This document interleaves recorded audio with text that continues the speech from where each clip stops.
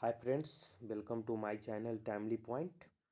आज हम लोग जो है टॉप 30 सोशल साइंस का क्वेश्चन करेंगे और जो है इसमें विस्तृत जानकारी भी लेंगे। आपका एग्ज़ाम अब काफ़ी नज़दीक आ गया है, तो हम वही क्वेश्चन को सिलेक्ट किए हैं जो एग्ज़ाम में आने की प्रबल संभावना है और बार बार यह क्वेश्चन जो है पूछे जाते हैं। तो चलिए क्वेश्चन नंबर फर्स्ट की ओर चलते हैं। फ्रांसीसी की क्रांति किस वर्ष हुई थी? तो ऑप्शन ए 1776, ऑप्शन बी 1789। तो कौन हो जाएगा? ऑप्शन बी ही मेरा आंसर है, 1789। और यह कब से कब तक चला? तो यह 1789 से लेकर 1799 तक चला। कब तक चला? 1799 तक यह चला युद्ध। और नेपोलियन बेनापोर्ट जब आए तो सत्ता परिवर्तन हुए तो यह युद्ध समाप्त हो गया। इसके प्रमुख नारे कौन से थे? क्वेश्चन में पूछा जाता है इसमें। तो स्वतंत्रता, समानता और बंधुत्व इनके प्रमुख नारे थे। ये एग्जाम में पूछा हुआ क्वेश्चन है। चलिए नेक्स्ट क्वेश्चन की ओर चल। क्वेश्चन नंबर 2 देखते हैं। रोटी, कपड़ा और मकान का नारा किस क्रांति से जुड़ा है? तो ऑप्शन ए रूस की क्रांति, बी अमेरिका की क्रांति, सी फ्रांसीसी क्रांति और डी औद्योगिक क्रांति। तो यह कौन सी क्रांति? रूस की क्रांति। और यह कब हुआ? तो 1917 में हुआ। कब हुआ था रूस की क्रांति? 1917 में हुआ। और फ्रांसीसी क्रांति कब हुए? तो 1789 में। औद्योगिक क्रांति कहाँ पे? तो यह ब्रिटेन में हुए थे। कहाँ पे हुए थे? ब्रिटेन में। चलिए नेक्स्ट क्वेश्चन की ओर चलते हैं। क्वेश्चन नंबर 3 देखते हैं। जर्मनी का एकीकरण किसके नेतृत्व में हुआ? तो ए हिटलर और बी बिस्मार्क। तो किसके नेतृत्व में हुआ? यह बिस्मार्क के नेतृत्व में हुआ। और कब हुआ? तो ये 1871 ईस्वी में हुआ था। 2-3 जो है छोटा सा जो है इसमें प्रांत को लेकर और इकट्ठा करके जर्मन की स्थापना किए थे। तो इसको जर्मनी का एकीकरण कहा जाता है। जर्मनी की राजधानी कहाँ है? तो यह बर्लिन है। कहाँ पे? यह बर्लिन में है। अब हम लोग क्वेश्चन नंबर 4 देखते हैं। मोस्ट वीवीआई क्वेश्चन है। भारत में पहली रेलवे लाइन कब शुरू हुई? तो 1848 और 1853 तक। कौन होगा? 1853। और कब हुआ? तो 16 अप्रैल 1853 को। कहाँ से कहाँ तक चली? तो यह मुंबई से जो है बोरी बंदर से ठाणे के बीच, यानी ठाणे के बीच चली। और पूछा जाए जो भारत में रेलवे लाइन का जनक किसे कहते हैं? रेलवे लाइन का जनक तो लॉर्ड डलहौजी। इनको रेलवे लाइन का जनक बोला जाता है। इनके ही शासनकाल में जो है यह रेलवे की स्थापना हुई। और डलहौजी जो हड़प नीति के लिए भी यह फेमस थे। चलिए क्वेश्चन नेक्स्ट की ओर चलते। क्वेश्चन नंबर 5 देखते हैं। 1857 के विद्रोह की शुरुआत कहाँ से हुई? ए दिल्ली, बी कानपुर, सी मेरठ, डी झांसी। तो यह मेरठ से हुई। कहाँ से? यह मेरठ से हुई थी। और कौन किए थे? तो मंगल पांडे किए थे। या क्यों हुई? तो यह चर्बी युद्ध कारतूस थे, जिसमें बोला जाता था गाय और सुअर का चर्बी है जिससे धर्म भ्रष्ट हो जाएगा, इसलिए यह विद्रोह हो गए। और मंगल पांडे सबसे पहले व्यक्ति थे जो 1857 के विद्रोह शुरू होने से पहले ही वह फांसी पे चल गए। उनको जो है अंग्रेज ने फांसी की सजा दे दी थी। क्वेश्चन नंबर 6 देखते हैं। भारत का सबसे बड़ा राज्य क्षेत्रफल की दृष्टि से जो है कौन सा है? तो आपको ऑप्शन ए महाराष्ट्र, बी हो गया ऑप्शन जो है ए मध्य प्रदेश, बी महाराष्ट्र, सी राजस्थान। तो यह कौन सा होगा? राजस्थान होगा। अगर आपसे पूछा और सबसे छोटा तो गोवा। अगर पूछा जाए जनसंख्या के दृष्टि से तो पहला उत्तर प्रदेश में सबसे ज़्यादा जनसंख्या है। उसके बाद जो आपको महाराष्ट्र में हो गया। और 3 में बिहार में सबसे ज़्यादा जनसंख्या है। यानी एक पूछे जनसंख्या के दृष्टि से जो है आप बताइए, तो उत्तर प्रदेश, यहाँ लगभग 20 करोड़ से ऊपर आबादी है। महाराष्ट्र हो गए। उसके बाद 3 नंबर पे जनसंख्या में कौन सा है? बिहार है। क्वेश्चन नंबर 7 देखते हैं। काली मिट्टी किस फसल के लिए उपयुक्त है? ए धान, ए गेहूं, बी धान और सी कपास। तो किसके लिए? कपास के लिए जो उपयुक्त है। यह कहाँ पे पाए जाते हैं? तो यह सबसे ज़्यादा महाराष्ट्र में पाए जाते हैं। और काली मिट्टी को रेगुर मिट्टी भी कहते हैं। यह कपास की खेती के लिए सबसे उपयुक्त है। चलिए नेक्स्ट क्वेश्चन। भारत में सबसे अधिक वर्षा वाला स्थान कौन सा है? तो ए शिलोंग, बी चेरापूंजी। तो एक कौन होगा? चेरापूंजी में जो है सबसे ज़्यादा बारिश होती है। ऐसे ऑप्शन में मानसिम राव रहता तो मानसिम राव होता है, जो मेघालय है। किस राज्य में है? तो यह मेघालय राज्य में नॉर्थ ईस्ट का जो है यह पार्ट है। चलिए नेक्स्ट क्वेश्चन की ओर चलते हैं। लौह अयस्क का प्रमुख क्षेत्र कौन सा है? तो ऑप्शन ए छोटा नागपुर का पठार, बी गंगा का मैदान, सी थार मरुस्थल और डी दक्कन का पठार। तो छोटा नागपुर का हो जाएगा।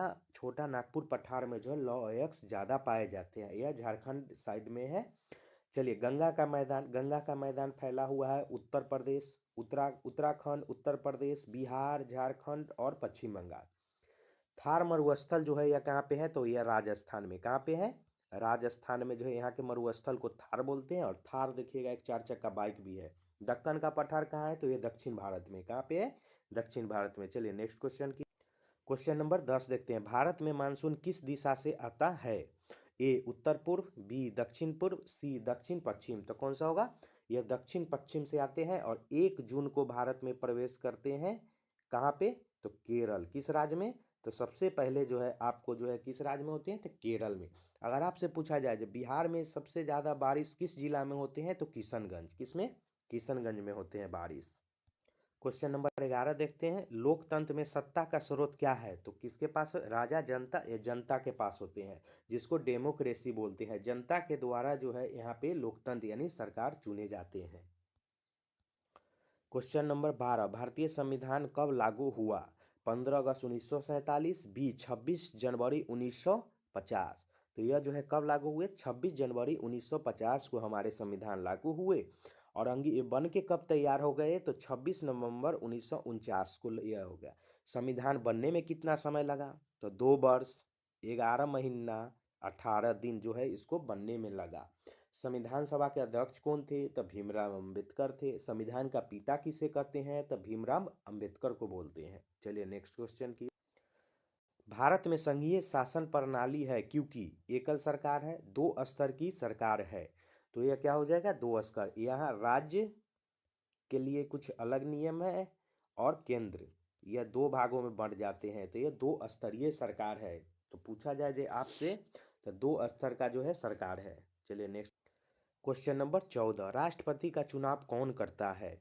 ए जनता, बी प्रधानमंत्री, सी निर्वाचन मंडल और डी सर्वोच्च न्यायालय। तो यह निर्वाचन मंडल करते हैं। और राष्ट्रपति का चुनाव जो है अप्रत्यक्ष मतदान द्वारा होता है। प्रत्यक्ष उसको बोलते हैं जो हम लोग जनता के द्वारा देते हैं, और जनता के द्वारा हम जो है चुनते हैं। जैसे एमएलए हुए, विधायक हुए, और हमारे द्वारा चुने गए प्रतिनिधि द्वारा जो है राष्ट्रपति का चुनाव कराया जाता है। तो यह कौन सा होगा?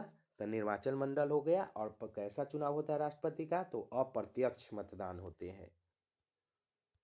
चलिए अभी हम लोग चलते हैं क्वेश्चन नंबर 15। मौलिक अधिकार कितने हैं? तो option A 4, option B 5, option C 6। तो कितने हैं? 6। और इससे पहले जो मौलिक अधिकार कितने थे? तो 7 थे। लेकिन यह 44वें संविधान संशोधन 1978 में इसको जो है हटा दिया गया। संपत्ति का अधिकार जो है मौलिक अधिकार से हटा दिया गया। तो अब आपको मौलिक अधिकार कितने बच गए?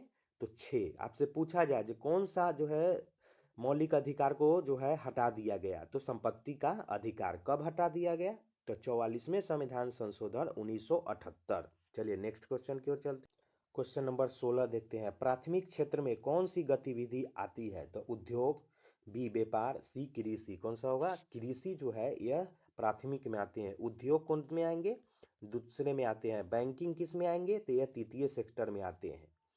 तो आपसे पूछा जाए तो कृषि, और कब हुआ? तो ये प्रथम पंचवर्षीय योजना चला था 1951 से 56, जो कृषि पे आधारित थे। किस पे? कृषि पे। नेक्स्ट क्वेश्चन की ओर चलते हैं। Question number 17। भारत में योजना आयोग की स्थापना कब हुई? तो आपको योजना आयोग की स्थापना जो है 15 मार्च 1950 को हुई। 15 मार्च 1950। तो पूछा जाए भारत में योजना आयोग, तो 15 मार्च 1950 की हुई। और इसके पहले जो अध्यक्ष कौन बने थे?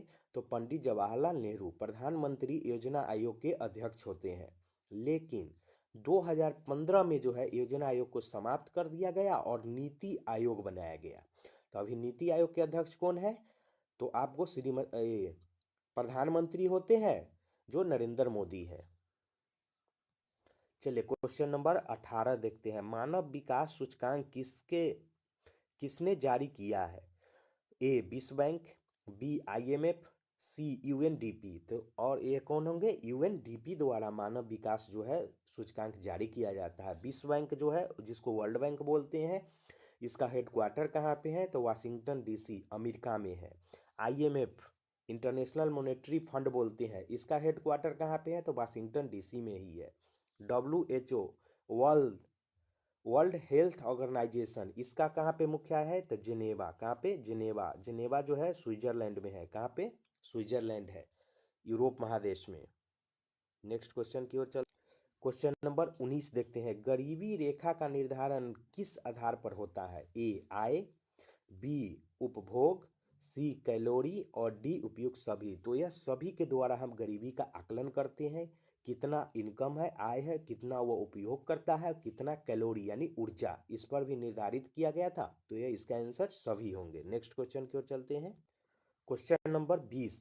असंगठित क्षेत्र का उदाहरण कौन सा है? बैंक संगठित में आते हैं, उसके बाद फैक्ट्री संगठित में आते हैं, घरेलू कामगार यह जो है संगठन में गिनती नहीं होते हैं, यह असंगठित क्षेत्र है। सरकारी कार्यालय यह संगठित क्षेत्र में होते हैं। तो इसका आंसर सी होगा, घरेलू कामकाज। Question number 21। भारत का राष्ट्रीय पशु कौन सा है? तो बाघ है। कौन सा है? बाघ है। लेकिन इससे एक और प्रश्न पूछा जाता है, बाघ परियोजना की शुरुआत कब की गई? ये मोस्ट वीवीआई है। तो 1 अप्रैल 1973 को। कब किया गया? 1 अप्रैल 1973 को जो है किया गया। चलिए नेक्स्ट क्वेश्चन की ओर चलते हैं। Question number 22। बिहार की राजधानी जो है कहाँ है? तो कहाँ पे है? यह पटना पे है। कहाँ है? पटना है। आपसे एक और क्वेश्चन पूछा जाए, जब बिहार में सबसे ज़्यादा जनसंख्या किस जिला में? तो पटना में। एक और क्वेश्चन पूछा जाए जो आपसे, जो है सबसे ज़्यादा पढ़े लिखे व्यक्ति बिहार के किस जिले में है? तो अधिकतर लोग जो है शहर जान के या राजधानी जान के पटना मारेंगे, लेकिन नहीं, रोहतास है। कहाँ पे है? रोहतास जो है सबसे ज़्यादा शिक्षित यानी साक्षरता वाला जिला है। चलिए नेक्स्ट क्वेश्चन की ओर चलते हैं। Question number 23। गंगा नदी का उद्गम स्थल कहाँ पे है? ए यमुनोत्री और बी गंगोत्री। तो कहाँ पे है? गंगोत्री से है। कहाँ पे? यमुनोत्री से यमुना निकलती है। ठीक, गंगोत्री से है और यह उत्तराखंड से निकलती है। कहाँ से निकलती है? यूटी उत्तराखंड से निकलती है। उसके बाद यूपी उत्तर प्रदेश आती है, बिहार आती है, उसके बाद यह झारखंड जाती है और लास्ट में जो है पश्चिम बंगाल होते हुए बांग्लादेश चली जाती है। तो आपसे पूछा जाए गंगा नदी कितने राज्यों से गुजरती है? तो भारत में 5 राज्य, उत्तराखंड से निकलती है, उसके बाद उत्तर प्रदेश आती है, फिर बिहार आती है, उसके बाद जो झारखंड थोड़ा सा, और उसके बाद पश्चिम बंगाल में जाती है और यह हुगली नदी में बट जाती है और वह बांग्लादेश में भी चली जाती है। और बांग्लादेश में जो गंगा को पद्मा बोलते हैं, किसको क्या बोलते हैं? पद्मा। और बंगाल की खाड़ी में गिर जाती है। चलिए नेक्स्ट क्वेश्चन की ओर चलते हैं। Question number 24। भारत का राष्ट्रीय पर्व कौन सा है? होली, दिवाली, स्वतंत्रता दिवस। तो कौन सा है? स्वतंत्रता दिवस है। कब मनाते हैं? तो यह जो है 15, यह जो है कब मनाते हैं? तो 15 अगस्त को मनाते हैं। कब? 15 अगस्त को।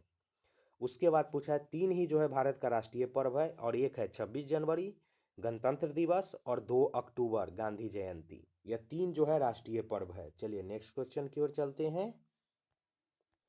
Question number 25। बिहार में स्थित बोध गया किस धर्म से संबंधित है? हिंदू, जैन, बौद्ध। तो कौन से है? यह बौद्ध धर्म से संबंधित है। और किस नदी के किनारे है? तो यह फल्गु नदी के किनारे स्थित है। Question number next. Question number 26 देखते हैं। भारत का राष्ट्रीय फूल कौन सा है? तो कौन सा है? कमल है। कौन सा? कमल है। और बिहार का पूछा जाए तो गेंदा। बिहार का राष्ट्रीय फूल कौन सा है? तो गेंदा है। चलिए नेक्स्ट क्वेश्चन की ओर। Question number 27। संविधान सभा के अध्यक्ष कौन थे? तो ए जवाहरलाल नेहरू, बी डॉक्टर राजेंद्र प्रसाद। तो कौन थे? डॉक्टर राजेंद्र प्रसाद संविधान सभा के अध्यक्ष थे। आपसे पूछा जाए जो प्रथम जो है प्रधानमंत्री कौन थे? तो पंडित जवाहरलाल नेहरू, पीएम प्रधानमंत्री। उसके बाद जो है भारत के प्रथम कानून मंत्री कौन थे? तो डॉक्टर अंबेडकर। उप प्रधानमंत्री कौन थे? तो सरदार वल्लभ भाई पटेल थे। चलिए नेक्स्ट प्रश्न की ओर चलते हैं। Question number 28। भारत का राष्ट्रीय पक्षी कौन सा है? तो सभी लोग जानते होंगे कौन सा है? मोर है। कौन सा? मोर है। चलिए नेक्स्ट क्वेश्चन की ओर। Question number 29। Most VVI. हरित क्रांति का संबंध किससे है? ए उद्योग, बी परिवहन, सी कृषि। तो किससे है? कृषि से। और यह 1966 1967 में हुआ, यानी 1960 के दशक में जो है यह हुआ। और इसमें जो है क्या किया गया, तो उच्च किस्म के जो है बीज का इस्तेमाल किया गया, उपज ज़्यादा हो, बेहतर सिंचाई हो, और सबसे ज़्यादा प्रभाव जो इसमें गेहूं पर पड़ा। किसमें? गेहूं पे। और एक और प्रश्न पूछा जाता है, भारत में जो है हरित क्रांति का जनक किसे माना जाता है, तो M S Swaminathan, M S Swaminathan को माना जाता है। और पूछा जाए विश्व में हरित क्रांति का जनक किसे माना जाता है, तो नॉर्मन बोरलॉग को माना जाता है। और नॉर्मन बोरलॉग को जो है उच्च किस्म के उपज के लिए भी उनको शांति का नोबेल पुरस्कार दिया गया था, जो दुनिया का सबसे बड़ा पुरस्कार नोबेल पुरस्कार ही माना जाता है। चलिए नेक्स्ट क्वेश्चन की ओर चलते हैं।